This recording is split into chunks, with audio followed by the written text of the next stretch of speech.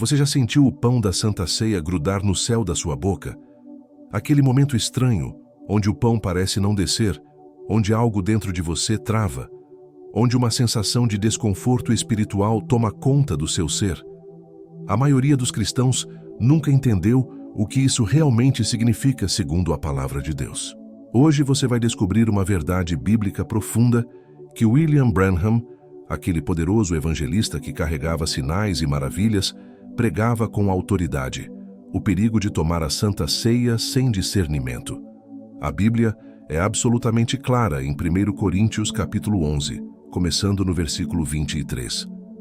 Paulo relata como Jesus, na mesma noite em que foi traído, tomou o pão e disse: "Isto é o meu corpo que é partido por vós. Fazei isto em memória de mim." Semelhantemente também, depois de cear, tomou o cálice dizendo: "Este cálice é o novo testamento no meu sangue. Fazei isto todas as vezes que beberdes em memória de mim." Estas não são palavras vazias escritas para enfeitar as páginas da Bíblia. São mandamentos do próprio Jesus Cristo para a sua igreja. Mas aqui vem o versículo que a maioria ignora, o versículo 27.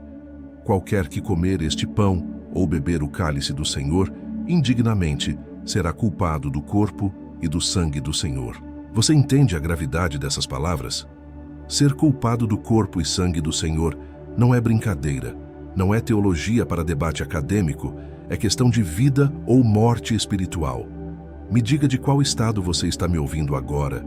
Deixa nos comentários, porque Deus está tocando corações neste exato momento através desta verdade esquecida. William Branham, em suas pregações sobre comunhão no Tabernáculo Branham, em Jeffersonville, Indiana, ensinava isso com poder. Em fevereiro de 1962, ele pregou: "Você não pode andar para dentro de algo de forma cega, sem saber o que está fazendo. Você precisa entender o que está fazendo e por que está fazendo." Ele advertia que muitos cristãos tomam a Santa Ceia apenas como ritual religioso, sem examinar o coração, sem confissão de pecados, sem verdadeiro arrependimento. O versículo 28 diz: "Examine-se, pois, o homem a si mesmo, e assim coma deste pão e beba deste cálice."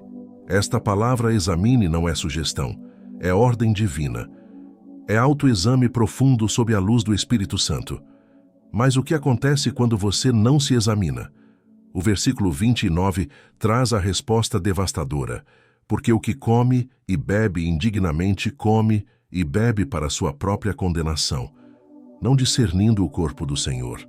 Não discernir o corpo do Senhor significa você não reconhecer o sacrifício santo de Jesus na cruz, não entender que aquele pão representa o corpo puro do Cordeiro de Deus que foi moído, espancado, perfurado por nossos pecados. Quando você se aproxima da mesa do Senhor carregando pecado não confessado, vivendo em hipocrisia, guardando mágoas e amarguras, você está pisoteando o sangue da aliança. E o versículo 30 revela as consequências terríveis. "Por causa disso há entre vós muitos fracos e doentes, e muitos que dormem." A pergunta que está queimando no seu coração agora é: como eu sei se estou tomando a Santa Ceia dignamente? Como eu discerno o corpo do Senhor de forma correta? A resposta está escrita com letras de fogo na palavra de Deus, e poucos pastores têm coragem de pregar isso hoje. Discernir o corpo do Senhor não é apenas um exercício mental onde você fecha os olhos e tenta imaginar Jesus na cruz. É muito mais profundo e muito mais prático do que isso. Quando Paulo escreveu aos Coríntios sobre não discernir o corpo, ele estava confrontando um pecado específico naquela igreja. Os irmãos ricos chegavam primeiro na ceia do Senhor, comiam tudo e ficavam bêbados, enquanto os irmãos pobres que chegavam depois do trabalho não tinham nada para comer. Eles estavam desprezando o corpo de Cristo, que é a igreja. Você entende o que isso significa para a sua vida hoje? Discernir o corpo não é só reconhecer o sacrifício de Jesus na cruz, embora isso seja fundamental. É também reconhecer que você faz parte de um corpo, a igreja, e que seus irmãos em Cristo são membros desse mesmo corpo.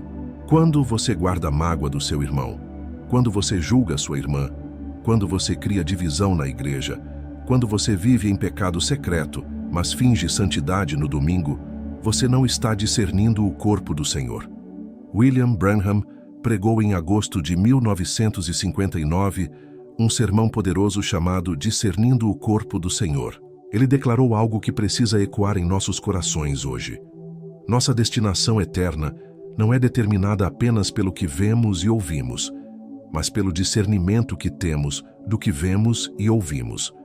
Esses cristãos em Corinto estavam tomando a comunhão, o ato era correto, mas o discernimento estava errado.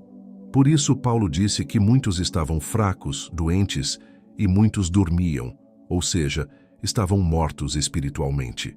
Deixe seu nome aqui nos comentários agora, para que eu possa orar por você. Porque sei que o Espírito Santo está falando com muitos corações neste momento. E se você quer ir mais fundo nesta jornada de santificação e preparação espiritual, eu te convido para a Escola do Fogo, um programa de 21 dias, onde você vai mergulhar na presença de Deus e aprender a viver em santidade genuína. O link está na descrição. Voltando à palavra, em 1 Coríntios 11, versículo 28, Paulo ordena: Examine-se, pois, o homem a si mesmo, e assim coma deste pão e beba deste cálice. Este exame não é superficial. O verbo grego dokimazo significa testar aprovando ou reprovando, como quando você testa um metal para ver se é genuíno. É olhar para dentro da sua alma com honestidade brutal, sob a luz do Espírito Santo e perguntar: existe pecado não confessado? Existe perdão não concedido? Existe reconciliação não buscada? Existe hipocrisia não confrontada? Branham ensinava que você não pode ter vida, exceto através de Cristo.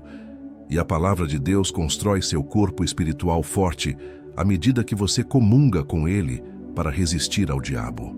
A verdadeira comunhão não é o pão e o vinho. A verdadeira comunhão é você falando com Deus, e Deus falando de volta com você através da sua palavra. O pão e o vinho são símbolos externos de uma realidade espiritual interna. Existe algo sobrenatural que acontece quando um cristão genuíno, com o coração purificado e em santidade, se aproxima da mesa do Senhor. A Bíblia ensina que a Santa Ceia não é apenas um ritual vazio ou uma tradição religiosa morta. É um encontro sagrado com o Deus vivo. É um momento onde o véu entre o natural e o espiritual se torna fino, onde a presença manifesta de Jesus Cristo se aproxima dos seus. Em 1 Coríntios, capítulo 10, versículo 16, Paulo faz uma pergunta profunda. Porventura, o cálice de bênção que abençoamos não é a comunhão do sangue de Cristo? O pão que partimos não é porventura a comunhão do corpo de Cristo? Essa palavra comunhão em grego é koinonia, que significa participação íntima, parceria profunda, compartilhar algo precioso. Quando você toma a Santa Ceia dignamente, você está entrando em comunhão real com Jesus Cristo ressuscitado. William Branham ensinava que a verdadeira comunhão não é apenas o pão e o vinho, mas é você falando com Deus e Deus falando de volta com você através da sua palavra. Ele pregou em fevereiro de 1962 que o pão e o vinho são símbolos externos de uma realidade espiritual interna. A verdadeira comunhão acontece quando o Espírito Santo responde ao seu coração enquanto você medita no sacrifício de Cristo. Compartilhe este vídeo agora com alguém que precisa entender essa verdade. Muitos cristãos estão vivendo uma fé superficial, tomando a Santa Ceia mecanicamente, sem experimentar a presença transformadora de Deus. Quando você se aproxima da mesa do Senhor com reverência, confissão sincera de pecados, fé genuína no sacrifício de Jesus, algo poderoso acontece no mundo espiritual. Os céus se abrem sobre você, a atmosfera muda, o Espírito Santo se move de forma tangível. A Bíblia registra em Atos dos Apóstolos, capítulo 2, versículo 42, que os primeiros cristãos perseveravam na doutrina dos apóstolos, na comunhão, no partir do pão e nas orações. Esses 4 pilares sustentavam a igreja primitiva. Eles não apenas quebravam o pão como tradição, eles o faziam com temor reverente, com alegria espiritual, com expectativa de encontrar Jesus naquele momento sagrado. E o versículo 43 diz que em cada alma havia temor, e muitas maravilhas e sinais eram feitos pelos apóstolos. Você percebe a conexão? Quando a igreja vive em santidade, quando participa da comunhão dignamente, quando há reverência genuína pelas coisas de Deus, então as maravilhas e sinais começam a acontecer. Não é magia, não é manipulação, é a presença manifesta do Deus vivo, respondendo à fé obediente do seu povo. Branham testificava que ele levava esse ensino aos quartos de enfermos e via pessoas sendo curadas, quando entendiam a verdade sobre comungar com Cristo através da sua palavra. Jesus disse em João capítulo 6, versículo 53, Se não comerdes a carne do Filho do Homem e não beberdes o seu sangue, não tereis vida em vós mesmos. Ele não estava falando literalmente de canibalismo, estava falando sobre apropriação espiritual total da sua vida, morte e ressurreição. É fazer de Cristo o seu alimento espiritual diário. É viver pela palavra que procede da boca de Deus. Agora vamos direto ao coração da questão que trouxe você até aqui.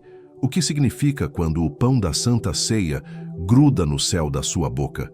Porque às vezes aquele pedaço de pão parece não descer, parece travar na sua garganta, parece pesar mais do que deveria.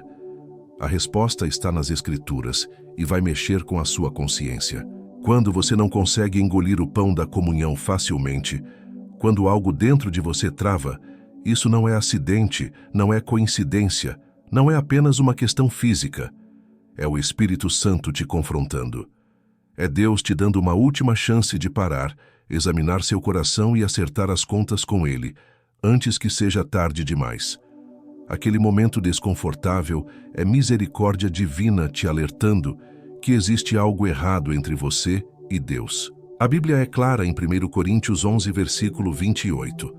Examine-se, pois, o homem a si mesmo, e assim coma deste pão e beba deste cálice. O verbo examine aqui não é sugestão gentil, é ordem militar. É como quando um soldado precisa inspecionar sua arma antes da batalha. É questão de vida ou morte. Você precisa olhar dentro da sua alma com honestidade brutal e perguntar: existe pecado escondido? Existe mágoa que eu não perdoei? Existe hipocrisia que eu não confrontei? Deixe amém nos comentários se o Espírito Santo está te ministrando agora. Muitos de vocês estão sentindo um aperto no peito porque sabem exatamente o que precisa ser resolvido. O pão grudando é Deus dizendo: pare, não vá adiante até você se acertar comigo. É como um sinal vermelho piscando no painel do carro, avisando que tem problema no motor. Você pode ignorar e continuar dirigindo, mas vai quebrar o carro. Você pode ignorar o alerta do Espírito Santo e tomar a comunhão indignamente, mas vai colher consequências terríveis. William Branham pregava que quando você toma a Santa Ceia sem viver a vida de cristão, você está sendo culpado do corpo e sangue do Senhor. Não é o ato de tomar que está errado, é o discernimento que está errado. Você está desprezando o sacrifício santo de Jesus, está pisoteando o sangue da aliança, está fazendo pouco caso da cruz. E Deus não vai permitir isso sem disciplina. O versículo 30 de 1 Coríntios 11 é devastador. Por causa disso, há entre vós muitos fracos e doentes e muitos que dormem. Você entende o que Paulo está dizendo? Comunhão indigna traz enfermidade física e espiritual, traz fraqueza no corpo e na alma, traz morte espiritual. Muitos cristãos estão doentes hoje. Muitos estão fracos na fé. Muitos estão dormindo espiritualmente porque tomaram a Santa Ceia sem se examinar, sem confessar pecados, sem verdadeiro arrependimento. Mas existe solução. O versículo 31 diz: se nós nos julgássemos a nós mesmos, não seríamos julgados. Autoexame honesto evita o julgamento de Deus. Quando você mesmo confronta seu pecado, quando você se arrepende genuinamente, quando você busca santificação, então Deus não precisa te disciplinar. O pão que gruda se torna oportunidade de arrependimento, não sentença de condenação. É convite misericordioso para você parar e voltar para os braços do Pai. A pergunta que está queimando no seu coração agora é: como eu me preparo corretamente para tomar a Santa Ceia? Como eu me aproximo da mesa do Senhor de forma digna? Como eu evito comer e beber juízo para mim mesmo? A Bíblia não deixa você na ignorância. Ela te dá um caminho claro e prático. A preparação começa muito antes de você chegar na igreja. Começa no momento em que você acorda no dia da comunhão e diz: Senhor, examine-me hoje, prove-me, sonda o meu coração e vê se há em mim algum caminho mau. Isso é a oração do Salmo 139, versículos 23 e 24. É pedir para Deus acender a luz do Espírito Santo nos cantos escuros da sua alma, onde você esconde pecados secretos, onde você guarda mágoas antigas, onde você cultiva orgulho disfarçado de santidade. William Branham ensinava que você não pode andar cego para dentro da Santa Ceia sem saber o que está fazendo. Ele pregava que você precisa entender que está entrando num momento sagrado onde Deus te examina, onde o sangue de Jesus Cristo fala, onde sua consciência é confrontada. Não é hora de fingimento religioso, não é hora de aparência de piedade, é hora de verdade nua e crua diante do Deus que tudo vê. Deixe seu nome nos comentários agora para a oração se você reconhece que precisa de libertação, precisa de cura interior, precisa de restauração espiritual. O primeiro passo da preparação é confissão honesta de pecados. 1 João capítulo 1, versículo 9 declara: Se confessarmos os nossos pecados, Ele é fiel e justo para nos perdoar os pecados e nos purificar de toda injustiça. Não é confissão genérica onde você diz: Senhor, perdoa meus pecados. É confissão específica, onde você chama o pecado pelo nome. Você precisa dizer: Senhor, eu menti para meu chefe essa semana. Senhor, eu guardei rancor da minha irmã por causa daquela ofensa. Senhor, eu assisti conteúdo impuro na internet. Senhor, eu falei mal do meu pastor pelas costas. Senhor, eu vivi em hipocrisia, fingindo santidade no culto, mas vivendo mundanismo em casa. Essa é confissão verdadeira que traz limpeza genuína. O sangue de Jesus Cristo purifica você de todo pecado quando você confessa com sinceridade. O segundo passo é reconciliação com seus irmãos. Jesus foi radical nesse ponto. Em Mateus 5, versículos 23 e 24, ele ordena: Se você trouxer a tua oferta ao altar e ali te lembrares de que teu irmão tem alguma coisa contra ti, deixa ali diante do altar a tua oferta. Vai reconciliar-te primeiro com teu irmão e depois vem e apresenta a tua oferta. Você não pode estar em comunhão com Deus se está em guerra com seu irmão. Você precisa buscar perdão, você precisa oferecer perdão, você precisa restaurar relacionamentos quebrados. O terceiro passo é renovação da mente. Romanos 12, versículo 2 manda: Não vos conformeis com este mundo, mas transformai-vos pela renovação do vosso entendimento. Isso significa desligar sua mente do mundo carnal e ligar no reino espiritual. Significa meditar na palavra de Deus. Significa adorar em espírito e verdade. Significa ter comunhão íntima com Jesus Cristo através de oração. Quando você chega na mesa do Senhor com coração puro, consciência limpa e mente renovada, aí sim você toma a Santa Ceia dignamente. Quando a igreja está em santidade, quando os crentes tomam a Santa Ceia dignamente, quando há reverência genuína pelas coisas sagradas, Deus responde com manifestações sobrenaturais da sua presença. A Bíblia documenta claramente que comunhão verdadeira atrai a glória de Deus de forma tangível e transforma vidas radicalmente. Olhe para a igreja primitiva em Atos dos Apóstolos. Capítulo 2, versículo 46 diz: Perseverando unânimes todos os dias no templo e partindo o pão em casa, comiam com alegria e singeleza de coração. E o que acontecia? Versículo 47. Louvando a Deus e caindo na graça de todo o povo, e todos os dias acrescentava o Senhor à igreja aqueles que se haviam de salvar. A comunhão verdadeira produzia crescimento explosivo, conversões diárias, favor sobrenatural. O capítulo 4 registra outra cena poderosa. Versículo 31. Tendo eles orado, tremeu o lugar onde estavam reunidos, e todos foram cheios do Espírito Santo e anunciavam com ousadia a palavra de Deus.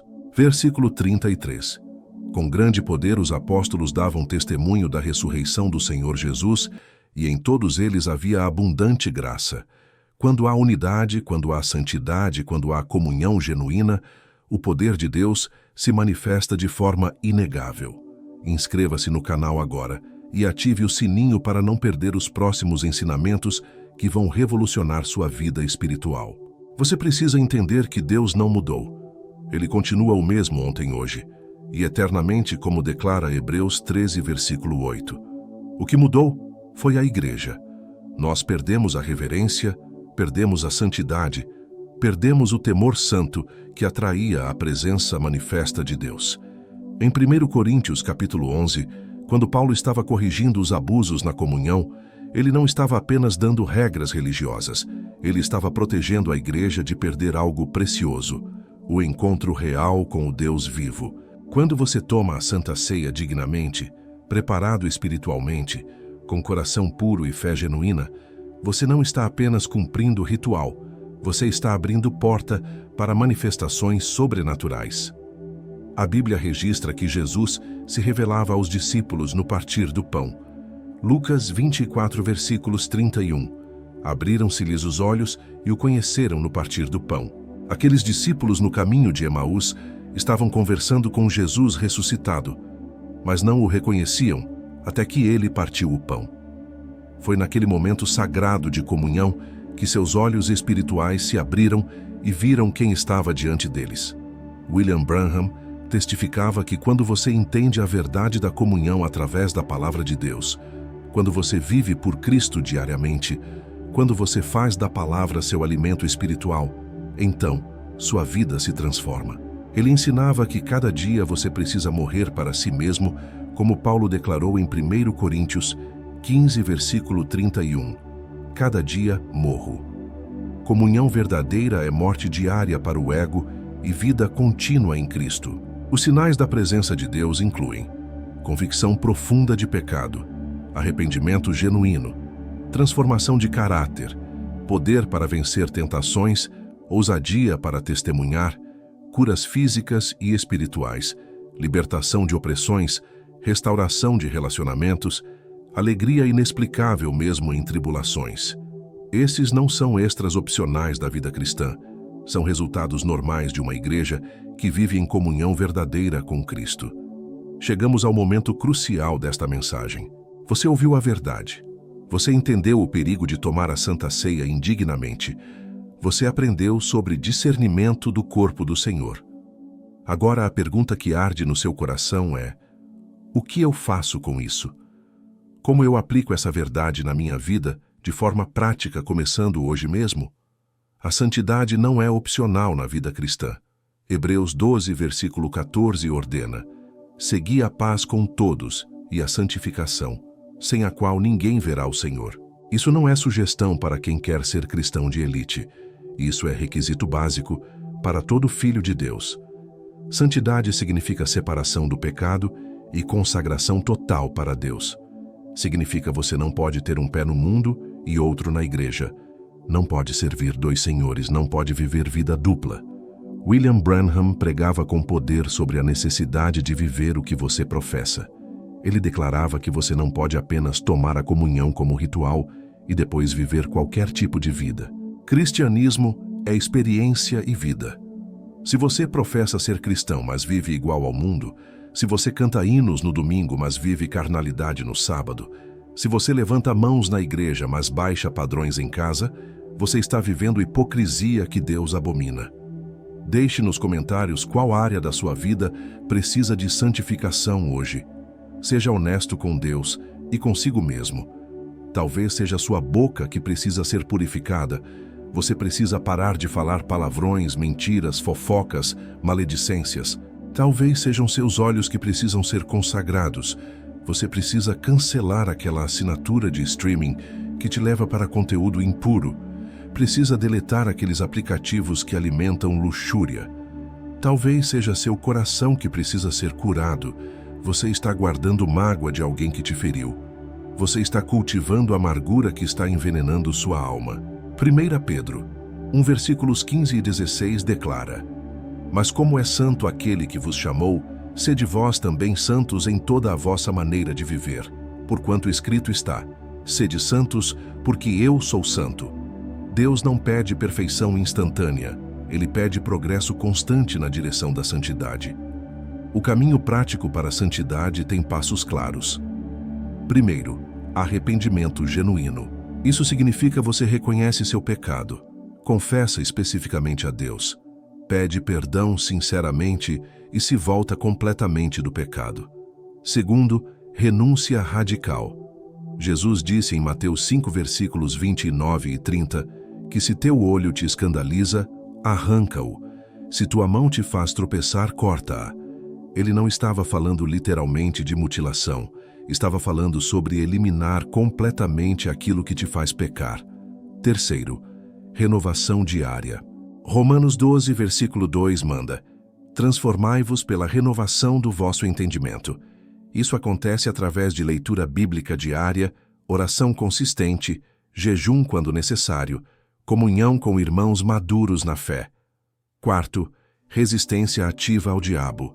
Tiago 4, versículo 7 ensina: Sujeitai-vos a Deus, resisti ao diabo, e ele fugirá de vós. Santidade não é passividade, é guerra espiritual, onde você rejeita tentações ativamente em nome de Jesus. Quando você vive em santidade crescente, quando você se prepara espiritualmente para a comunhão, quando você discerne o corpo do Senhor corretamente, então a mesa do Senhor se torna fonte de vida abundante e não de julgamento. Então, o pão e o vinho se tornam celebração vitoriosa e não condenação pesada. Você pode se aproximar com confiança, sabendo que o sangue de Jesus te purificou completamente.